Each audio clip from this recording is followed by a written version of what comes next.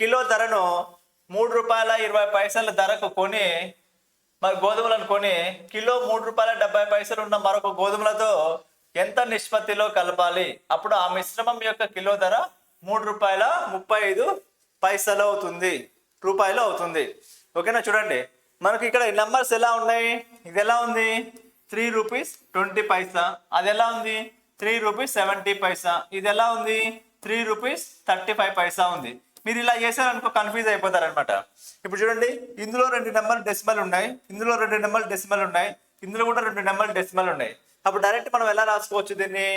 ఇది 320 అని రాసుకోవచ్చా? ఇది 320 అని రాసుకోవచ్చు. అప్పుడు ఏమని రాసుకోవచ్చు దీన్ని? 370 అని రాసుకోవచ్చా? ఇదేమవుతుంది? 335 అవుతుందా? 335 అవుతుంది. 335 అవుతుంది. 335 అయితే చూడండి, ఇప్పుడు డిఫరెన్స్ ఎంత అవుతుంది? 375కి 335కి డిఫరెన్స్ ఎంత? 35 అవుతుంది. ఇప్పుడు ఇక్కడ డిఫరెన్స్ ఎంత? 15 అవుతుంది. 15. ఓకేనా? 15 అయితే ఇప్పుడు 5తో క్యాన్సిల్ చేయండి. ఇప్పుడు ఏమవుతుంది? 5 3s ఏమవుతుంది? 5 7s. ఆన్సర్ ఎంత? 7:3. ఏ ఆప్షన్లో ఉంది? ఏ ఆప్షన్లో ఉంది.